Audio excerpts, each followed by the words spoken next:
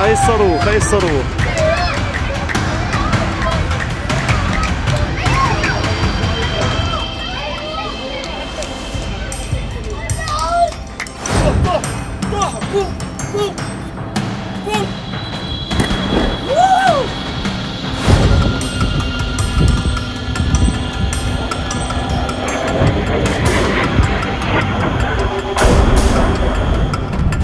בבית לידך, אנשי פלמח נפגשו, אנשי פלמח בבית לידך, אני ג'ובניק, אני הייתי קצין בגדוד 75, בניגוד אליך, שלא עשה יום סבבה. दोस्तों, एक बड़ी आफत इजराइल पर टूट पड़ी है।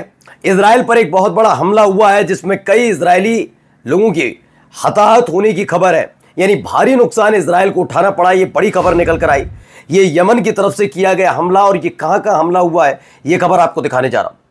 इसी के साथ आज आपको दिखाऊंगा कैसे आफत टूट पड़ी बेंजामिन नेतन्याहू के एक लाडले मंत्री पर।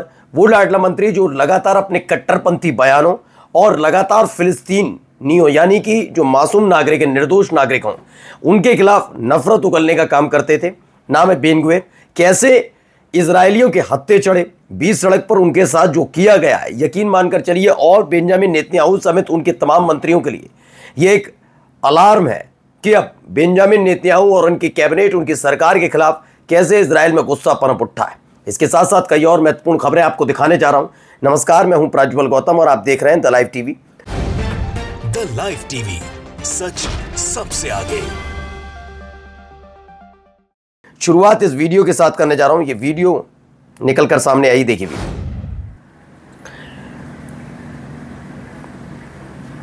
तो एक विजुअल आपको ये पूरा आप देख रहे होंगे, आसमान में टिमटिमाता हुआ सितारा टाइप का जो दिख रहा है, ये तस्वीरें निकल कर आई हैं। दरअसल इसमें बताया गया हिब्रू मीडिया यानी खुद इजराइल की मीडिया की तरफ से कैसे एक मिसाइल अटैक किया गया। यमन ने मिसाइल अटैक किया है और ये हमला याद दिला रहा है किसकी? बिल्कुल वैसे ही जब ईरान और इजराइल के बीच संघर्ष चल रहा था। खुद इजराइल की मीडिया का दावा है कि बिल्कुल उसी तरीके से जब ईरान इजराइल पर अटैक करता था उस वक्त की जैसे तस्वीरें निकलकर सामने आती थी, कुछ ऐसी ही हैं। क्योंकि इसमें भी देखिए क्लस्टर अलग होता है और उसके बाद कैसे मिसाइल अलग तरीके से बन जाती है, इसीलिए कर दावा है। तो क्या मान लिया जाए कि ईरान यमन को और खासकर हूती लड़ाकों को ये हथियार मुहैया करा रहा है? इस तरह के दावे अलग अलग। एक और वीडियो देखिए। ये सारे वीडियो यमन की तरफ से दागे गई मिसाइल के बाद है, जब यमन ने एक बड़ा हमला किया है उसके बाद की तस्वीरें हैं। देखिए एक और वीडियो निकल कर सामने आई। ये खुद इजराइल के लोगों ने अपने कैमरे में कैद की और उसके बाद जब इसे साझा किया, क्योंकि आपको तो मालूम है जब जब ऐसे हमले होते हैं उसके फ़ौरन बाद ही एक प्रतिबंध लगा दिया जाता है इजराइल की सरकार की तरफ से कि जो ईरान की तरफ से हमला था उसकी तस्वीरें बाहर ना जाए, ऐसे ही यमन की तरफ से जो हमला हो रहा है उसकी तस्वीरें बाहर ना जाए। इस बात पर ज़्यादा गौर किया जाता है। तो अब ये खबर भी निकल कर आई। एक और वीडियो देखिए। ये देखिए सायरन बज रहे हैं। एक और वीडियो अलग अलग मैं इसीलिए आपको दिखा रहा हूं कैसे। الصاروخ أي الصاروخ.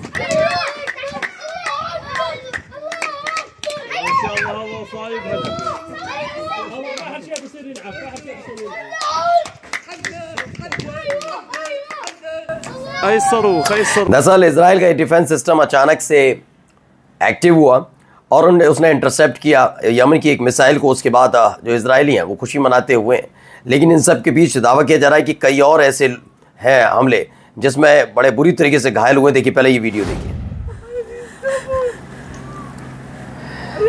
तो इसके ऐसे कई हमले किए गए हैं जिसमें बताया गया इसमें बैलिस्टिक मिसाइल का और कई तरह की मिसाइल का इस्तेमाल किया गया। और तेल अवीव पर यह बड़ा हमला बताया जा रहा है जिसमें दावा किया गया है several Israelis were injured in a missile attack by Yemen. यानी बताया गया कि यमन ने जो हमला तेल अवीव पर इजराइल पर किया, इसमें बहुत सारे इजरायली गंभीर रूप से घायल हुए हैं।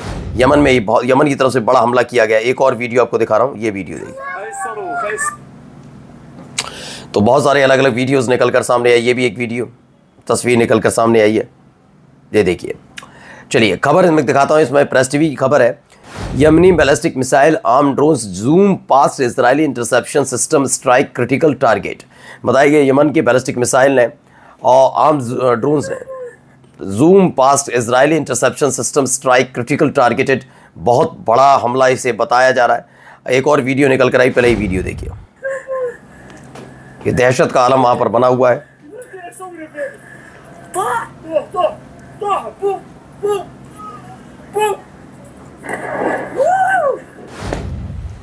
जोरदार धमाके की आवाज़ों के बीच एक और वीडियो देखिए, इसमें भी अलग अलग है बहुत सारी, क्योंकि ये सारा का सारा यमन की तरफ से एक बड़ा हमला ऐसे वक्त में जब सब कुछ शांत चल रहा था पिछले 10 दिन के भीतर। और देखिए ये एक हमले की तस्वीर है, इसमें बताया कि कई बैलिस्टिक मिसाइल, एक नहीं दो नहीं, कई बैलिस्टिक मिसाइल दागी गई। हाँ, ये भी एक दावा किया जा रहा है कि इजराइल का जो एयर डिफेंस सिस्टम ने उनमें से कुछ मिसाइल्स को रोका, लेकिन ये तस्वीरें बता रही हैं ये हमला बहुत बड़ा हमला माना जा रहा है।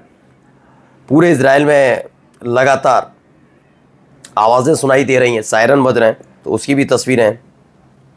एक और तस्वीर देखते चलिए।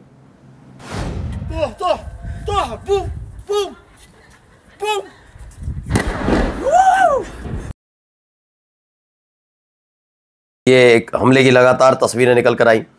वहीं यमन के प्रोटेस्टर सड़क पर उतरे थे। Yemenis have once again taken to the streets of the Yemeni capital, Sana'a, in a show of support for Palestine. तो ये जो यमन के लोग हैं वो सड़क पर उतरे हैं और जो अरब देश हैं उनकी बड़ी निंदा की है। जिस तरह से इजराइल क्राइम कर रहा है गजा के अंदर, उसको लेकर नाराज़गी जताई गई है कि यमन के प्रोटेस्टर्स ने अरब स्टेट्स को बुरी तरह से लताड़ लगाई और ये दावा किया गया है कि वो नाराज़ इस बात को लेकर आए कि जिस तरह की एक्टिविटीज़ लगातार की जा रही है, यमन साथ दे रहा है, तमाम देश उस पर शांत बैठे हुए हैं, इसको लेकर नाराज़गी है।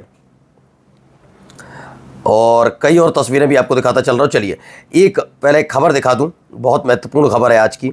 ये देखिए पहले यहाँ क्या हो रहा है, पहले इस वीडियो में देखिए। משתמט אחד, הנה משתמט, משתמט אחד, משתמט אחד, בבית לידך,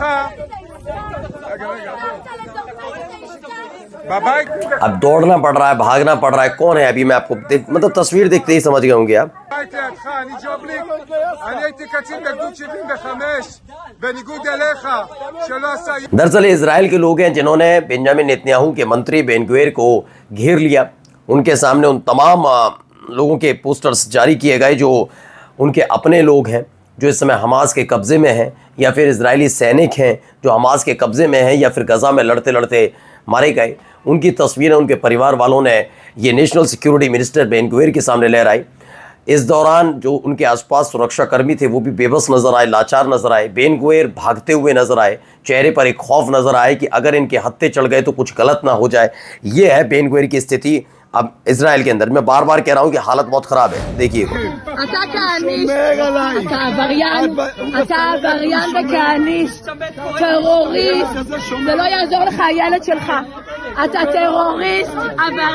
तो लोगों ने लगातार कहा, बेन गुवेर से कह रहे हैं ये तुमने जो डील चल रही थी उसे बर्बाद किया, तुम इसके अपराधी हो, तुम दोषी हो। यानी इजराइल के लोग अब बेन गुवेर के खिलाफ केवल नहीं खड़े हैं बल्कि बेंजामिन नेतन्याहू की जो सरकार है उसके खिलाफ खड़े हुए हैं। गृह युद्ध जैसे हालात कहे जाएं तो उसमें कुछ गलत बात नहीं है, क्योंकि एक आंदोलन एक लिमिटेड था, वो बढ़ता जा रहा है।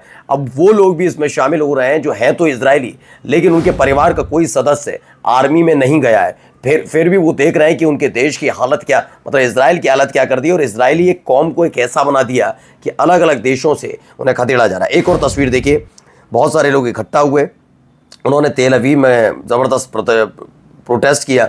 और इसमें ख़ास बात ये रही कि न केवल इजराइल के सैनिकों की तस्वीरें उनके हाथ में थी, बल्कि गज़ा के अंदर जिन बच्चों की मौत हो रही है, खाना नहीं मिल रहा उन्हें, पानी नहीं मिल रहा, या फिर जो तस्वीरें निकल कर सामने आ रही हैं कि उनको गोली मार दी जा रही है, बम गोला बारूद दाग दिया जा रहा है उन पर, उनकी तस्वीरों को साझा भी किया गया। ये सारे इजरायली हैं जिन्होंने ये लगातार विरोध प्रदर्शन किया। देखिए ये यहूदी में लिखी हुई बैनर पोस्टर्स, ये लोग नाराज़ होकर सड़क पर उतरे हैं। आप माने न माने हालात इस समय बहुत ज़्यादा ख़राब है इजराइल के अंदर खुद के। अब आइए एक तस्वीर दिखा रहा हूँ, पहले ही देखिए, ये देखिए,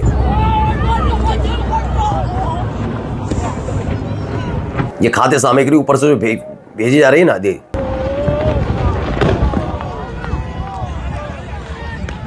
सोचे किस तरह के हालात हैं कि ऊपर से खाद्य सामग्री फेंकी जाती है, वो कहीं पर भी गिर जाती, कोई लोकेटेड तो होती नहीं है कि गाइडेड वाला टाइप के, जैसे गाइडेड मिसाइल होती है, ऐसा तो नहीं कि वहीं पे खाली जगह पर गिरेगी, वो गिर सकती है।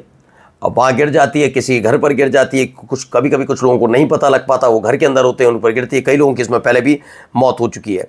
Gaza ceasefire deal possible but Netanyahu preventing it, top Hamas official ने कहा। हमास की तरफ से कहा गया है कि पूरी तरीके से गजा की डील होने जा रही थी, लेकिन जो नेतन्याहू है उसने इसमें रोड़े अटकाए और इसकी वजह से सब हुआ।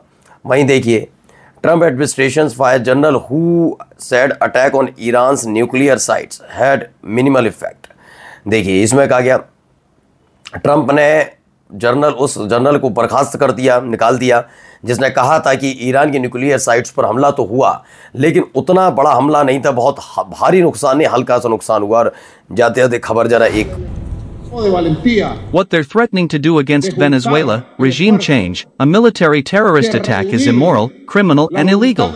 This is a matter of peace, of international law. For तो आप लोग जानते होंगे किस तरह के हालात वहां बने।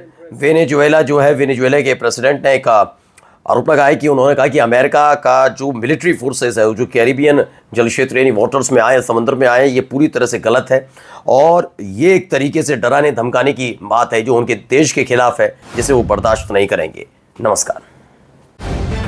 द लाइव टीवी, सच सबसे आगे।